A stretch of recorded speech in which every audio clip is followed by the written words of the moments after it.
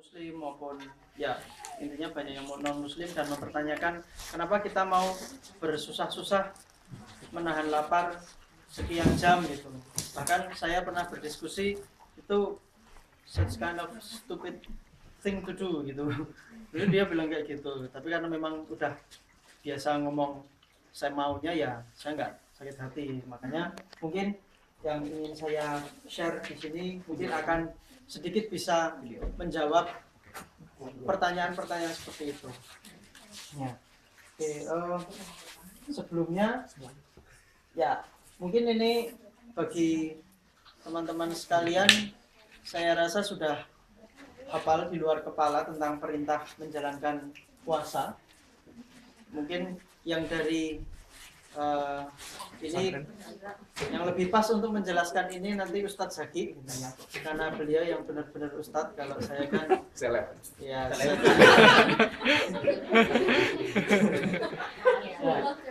nah, istilah yang biasa kalau dari NU kan harus tahu ayatnya gitu kan. Kalau Muhammadiyah itu Allah Subhanahu wa taala berfirman gitu ya pada surat Al-Baqarah yang artinya langsung ke artinya kalau Muhammadiyah itu.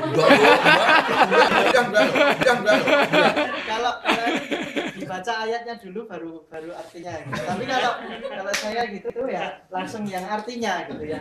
Wahai orang-orang yang beriman, diwajibkan kepada kalian berpuasa sebagaimana diwajibkan kepada orang-orang sebelum kalian agar kalian bertakwa ya. Mungkin sudah lebih dari 20 kali, minimal 20 kali teman-teman mendengar ayat ini, minimal setahun sekali. Kalau umurnya lebih dari 20 ya 20 kali kan nggak ada yang di bawah 20 kan, kecuali yang masih bayi gitu kan. Gadis.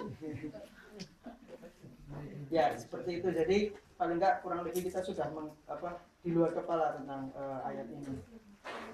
Selain itu, Allah juga berjanji akan memberikan berkah kepada orang yang berpuasa, dan itu disampaikan secara langsung oleh Nabi Shallallahu Alaihi Wasallam yang diriwayatkan oleh Ibnu Sunni dan Abu Nuaim, yang intinya berpuasalah maka kamu akan sehat.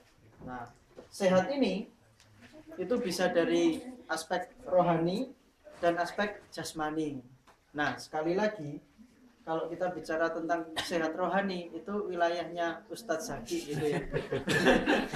Nanti mungkin lebih dalam sama Ustadz Zaki. Yang lebih sehat rohaninya. Iya. ya kita bagi-bagi tugas gitu. Nanti mungkin akan ditambahkan kesehatan rohani. Lagi pula kemarin yang datang tadarus, insya Allah sudah disampaikan tentang manfaat puasa secara umum seperti itu. Nah, yang ingin saya share saat ini adalah tentang manfaat puasa dilihat dari aspek apa ya? Dari jasmaninya seperti itu. Misalnya seperti ini. Nah, kalau orang kesehatan gitu, ini semua aktivitasnya tuh berawal dari sini PubMed gitu ya. Dari PubMed itu ya. Ya, ini semacam systematic review tentang puasa gitu ya. Saya searching masalah Ramadan dan fasting itu dapat hit sekitar 604 artikel tentang itu. Mungkin ini mix antara mungkin pengarangnya ada yang namanya Ramadan juga dan juga masuk di situ gitu. Jadi ya, tetapi kalau dilihat dari sini tema tentang puasa Ramadan ini penelitian yang sudah terpublish internasional itu sudah banyak gitu. Sehingga ketika kita nanti ditanya oleh teman-teman sedepartemen, ngapain lu kayak gini gitu, mungkin kita bisa mencari rujukan yang ilmiah seperti itu. Nah, misalnya saya akan memberikan contoh bahwa intinya puasa itu akan memberikan kesehatan kepada kita. Misalnya seperti ini, puasa dan penyakit jantung misalnya, karena kebetulan saya latar belakangnya apoteker gini ya, kesehatan. Kita coba lihat penyakit jantung, apa sih manfaatnya gitu. Kecil-kecil ya. Nah, ini agak beda gitu. Ya, efek dari puasa Ramadan terhadap fungsi endotel dari pasien kardiovaskuler. Serius sekali ya. Nah, nggak usah dibaca kecil-kecilnya, kita lihat kesimpulannya aja. Kurang besar. Saya bacakan makanya ya. Nah, kesimpulannya adalah puasa Ramadan mempunyai efek yang menguntungkan terhadap fungsi endotel dan memodifikasi resiko-resiko penyakit jantung. Dan ini ya untuk pasien-pasien penyakit jantung itu memang manfaatnya lebih terasa seperti ini. N-nya berapa besar ini? N-nya Sampelnya berapa? Lebih Alfanya berapa? ya. Nah, tetapi memang ini studi selanjutnya dibutuhkan untuk konfirmasi tentang ini. Tetapi ada informasi lain, ada studi lain yang tentang, kalau ini review, jadi systematic review kumpulan dari itu ya, semua penelitian tentang puasa Ramadan terhadap penyakit jantung, gitu ya. Dari situ disimpulkan bahwa Ramadan tidak berkaitan dengan insiden penyakit serangan jantung dan lain sebagainya. Artinya orang yang puasa dan tidak, kalau dari sini itu sama aja gitu. Tetapi ya terjadi perbaikan di profil lemaknya, profil kandungan lipid dalam tubuhnya seperti itu. Jadi sebetulnya memang namanya penyakit-penyakit seperti ini ya, kardiovaskuler, diabetes seperti itu kan penyakit yang timbul karena investasi hidup tidak sehat selama puluhan tahun gitu. Nah, oleh karena itu kalau misalnya kita dengan puasa 1 bulan minta sembuh kan ya nggak masuk akal gitu kan. Makanya dari sini ya mungkin penelitiannya memang belum membuktikan yang secara klinis, tetapi sudah ada profil-profil yang menuju ke perbaikan dalam sistem yang ada di dalam tubuh. Terus ya sangat menjanjikan antara profil-profil metabolisme dalam tubuhnya itu setelah menjalani puasa itu sudah mengalami perbaikan dan menjanjikan untuk kedepannya. Nah itu apalagi kalau puasanya dilanjutkan seperti itu. Kemarin, untuk kaitannya puasa dilanjutkan, sebetulnya saya sudah berkali-kali minta kepada pengurus jangan saya gitu, karena saya takutnya tidak bisa menjalani apa yang saya sampaikan. Nah ini saya dosanya double kan gitu. Tetapi ya karena ya udahlah, saya sudah dipaksa seperti itu ya, mau gimana lagi gitu kan. Ya seperti itu. Nah ini yang paling menarik, puasa dan kanker. Nah ini sangat buktinya lebih menarik lagi. Ini dari kanker dulu. Kanker kalau mungkin dari yang latar belakangnya medis sudah tahu ya, kalau kanker itu ditimbulkan karena ada sel yang tumbuhnya berlebihan. Dan namanya sel tumbuh itu kan namanya berarti dia butuh nutrisi dan lain sebagainya, sehingga dia kadang mengambil nutrisi dari sel-sel yang sehat di sekitarnya seperti itu. Nah misalnya seperti ini. Nah kok sel bisa tumbuh secara berlebihan itu kenapa? Karena ada ini misalnya inflamatori, jadi kayak senyawa kimia yang mendorong sel untuk berkembang lebih cepat dan lebih besar seperti itu. Namanya sitokin salah satunya seperti itu. Nah dari situ ini apa? Nah misalnya dari sini dikatakan bahwa TNF, tumor necrosis factor, dan interleukin 6 itu sebagai regulator utama untuk inflamasi yang menyebabkan tumor seperti itu. Diketawain saya. Dan ini bisa dijadikan sebagai target untuk mengobati kanker seperti itu. Nah, sekarang kita lihat hubungannya dengan puasa seperti apa. Misalnya dari ini, pengaruh dari puasa Ramadan terhadap sitokin dan sistem imun pada orang sehat.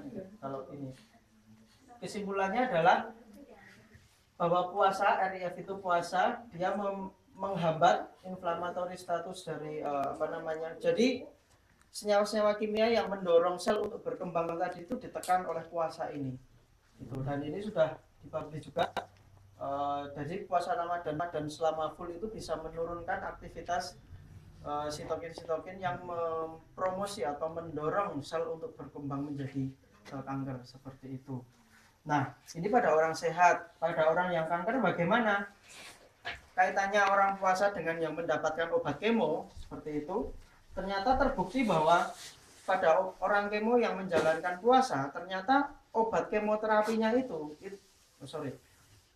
sel kankernya itu akan lebih sensitif terhadap obat kemonya. Jadi karena selnya berubah karena puasa, jadi dia sensitif. Jadi kena obat kemo, gampangannya kena obat kemo sedikit saja dia sudah cepat mati seperti itu. Jadi meningkatkan efektivitas dari kemoterapi seperti itu. Nah, ini beberapa fakta yang yang bisa kita gunakan untuk menjawab tentang manfaat-manfaat dari puasa, dan ini sudah ada evidence base-nya seperti itu. Terus kalau puasa dengan diabetes seperti apa gitu? Nah, seperti saya bilang kayak tadi di kardiovaskuler maupun diabetes itu kan penyakit yang dipanennya kalau udah lama gitu kan. Kalau kita dari kecil makan fast food, makan kalori yang tinggi terbiasa, nanti ya tuanya mau nggak mau dapat salah satu dari mereka gitu, entah kardiovaskuler, diabetes, hiperlipid, atau ya tinggal pilih gitu ya, yang ganda gitu kan. Nah, oleh karena itu makanya penyakit diabetes dan lain sebagainya, penyakit degeneratif itu juga nggak bisa sembuh dalam waktu sebentar gitu. Makanya ini di diabetes pun misalnya seperti ini. Misalnya efek dari puasa Ramadan terhadap pengaturan glukosa pada pasien diabetes mellitus.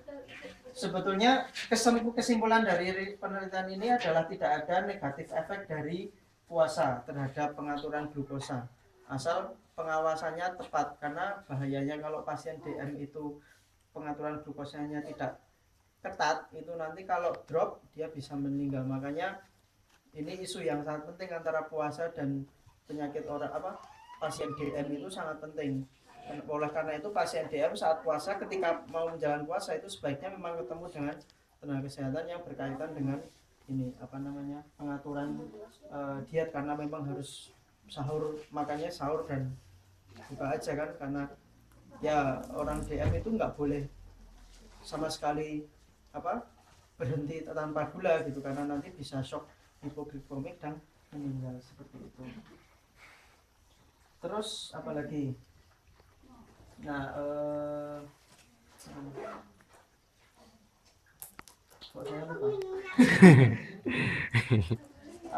Ya intinya kalau misalnya untuk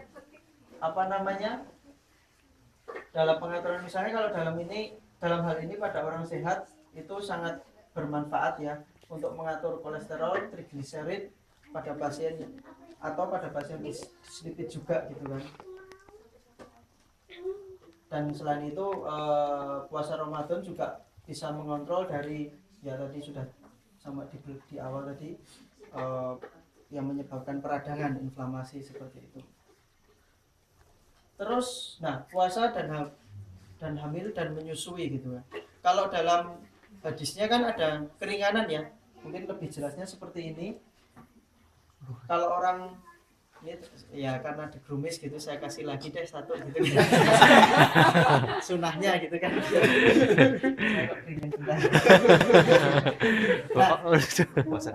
Kalau setahu saya untuk wanita hamil dan menyusui itu kan ada keringanan, tidak menjalankan puasa Ramadan tetapi nanti diganti atau membayar fidyah seperti itu. Nah, hadisnya seperti apa? Mari kita lihat dari Anas bin Malik. Seorang laki-laki dari Bani Abdullah bin Ka'ab berkata, telah datang kuda Rasulullah kepada kami, lalu kami mendatangi beliau dan mendapatkan segan makan. Lalu beliau bersabda, mendekatlah dan makanlah. Kemudian aku menjawab, aku sedang puasa gitu. Beliau bersabda, mendekatlah, akan aku ceritakan kepadamu tentang puasa. Sesungguhnya Allah memberikan keringanan bagi musafir dari berpuasa dan dari setengah sholat, serta memberikan keringanan bagi wanita hamil dan menyusui dari beban puasa. Ini hadis yang sangat menarik ketika saya mendapatkan ini the effect of jadi pengaruh puasa Ramadan terhadap hormon pada wanita hamil seperti itu. Ternyata hasilnya memang data ini menyatakan bahwa puasa Ramadan itu kadang gitu ya memberikan resiko yang berbahaya gitu. Nah, hikmah apa yang bisa kita tarik dari sini? Bahwa Rasul zaman dahulu pun bisa Rasul datangnya dari Allah ya, sudah memikirkan bahwa puasa kalau yang nggak kuat, yang nggak usah dipaksakan gitu. Nah ini dikonfirmasi oleh penelitian ini bahwa memang kalau wanita hamil ya kalau nggak puasa, kalau berpuasa ya mungkin ada resiko berbahaya gitu. Oleh karena itu dalam Islam pun memberi keringanan untuk wanita hamil dan menyusui untuk boleh tidak menjalankan puasa di bulan Ramadan seperti itu. Nah, dari informasi-informasi seperti tadi sebetulnya kita bisa harusnya bisa menambah keyakinan kita terhadap agama yang kita pilih, terhadap, dan kita harus selalu bersyukur terhadap nikmat iman yang diberikan kepada kita, karena ya bukti-bukti ilmiah itu hanya menunggu waktu gitu ya, karena semuanya yang yang tertulis di Al-Quran atau yang disampaikan melalui hadis itu insya Allah semuanya pasti benar. Pasti benar gitu. Kadang belum ada buktinya, karena apa? Karena kemampuan manusia yang belum sampai gitu. Tetapi pasti benar seperti itu. Nah, ada beberapa teori atau hipotesis tentang puasa dan kesehatan yang mungkin nanti ingin ganti subjek studinya ke puasa gitu. Itu bisa dipikirkan, ini beberapa hipotesis gitu. Misalnya puasa itu meningkatkan penggunaan cadangan energi dan dari lemak dan benda keton itu otomatis gitu ya. Karena memang benda keton itu ya cadangan energi untuk, jadi gini, kayak misalnya orang fitness atau orang olahraga, orang jogging, kalau Anda tujuannya menurunkan berat badan, menurunkan cadangan lemak di perut, itu kalau Anda itu kalau misalnya Anda hanya lari 15 menit atau 10 menit sehari, itu nggak cukup kalau tujuannya mengecilkan atau membakar lemak. Kenapa? Karena dalam jangka waktu itu yang dibakar itu masih glukosa. Nah, kalau glukosa sudah habis, itu 30 menit sampai 45 menit itu yang dibakar baru glikogen, lemak sama benda keton ini baru dibakar. Jadi kalau Anda ingin menurunkan berat badan, olahraga jogging atau apa itu ya durasinya yang besar, yang lama gitu. Kalau tidak percuma gitu. Anda hanya membakar glukosa jadi cepat lapar lagi. Jadinya seperti itu. Jadi tidak membakar cadangan lemak atau glikogen Anda seperti itu. Kemudian ini saya ambil dari buku The Miracle of Enzyme kalau nggak salah. Lisosom bekerja lebih efektif dalam menghancurkan radikal bebas. Karena kondisi orang lisosom itu apa ya? Kalau dalam biologi itu organel yang ada di dalam sel yang dia itu fungsinya merusak sampah-sampah gitu kan ya. Iya nggak Mas ini? Iya. Ya betul. Merusak sampah-sampah yang ada di dalam sel. Ya, saya harus konfirmasi ke ahli biologi gitu kan. Ngomongin sampah kan sih. Iya, ngomongin sampah. Ya kan? Jadi dia itu merusak sampah-sampah yang ada di dalam sel. Nah, ketika puasa itu hipotesisnya adalah lisosom itu bekerja lebih efektif dalam merusak sampah-sampah. Nah, sampah-sampah yang ada di dalam sel. Nah, salah satu fungsi atau salah satu akibat adanya sampah-sampah metabolisme yang ada di dalam tubuh itu kalau tidak dirusak oleh lisosom itu ya bisa menyebabkan kanker dan penyakit metabolik lainnya seperti itu. Makanya puasa itu hipotesisnya juga meningkatkan kinerja ini dan membantu penyembuhan kanker dan penyakit yang lain. Terus ini kaitan dengan cairan gitu. Pengurangan asupan cairan selama puasa itu membantu mengatur keseimbangan cairan yang dalam kadar tertentu gitu. Dan itu juga akan membantu proteksi dari ginjal manusia seperti itu. Nah, cuman ini memang masih teori-teori empiris gitu, mungkin ya berdasarkan pengalaman, jadi belum ada evidence base-nya lah. Mungkin kalau ada yang berminat nanti bisa dijadikan proyeknya gitu. Ya disertasi ini lebih dari beberapa dokter ini hasilnya. Nah ini beberapa informasi seperti itu. Nah mungkin dari saya informasi yang menghubungkan tentang puasa dan kesehatan saya cukupkan. Ini hanya trigger aja. Mungkin kalau misalnya ada pertanyaan kita bisa lanjutkan dengan diskusi karena waktunya yang bisa digunakan untuk aktivitas lain ya insya Allah jika ada benarnya 100% itu datang dari Allah, jika ada salahnya itu karena kelemahan saya sebagai manusia. Assalamualaikum warahmatullahi wabarakatuh. Waalaikumsalam warahmatullahi wabarakatuh.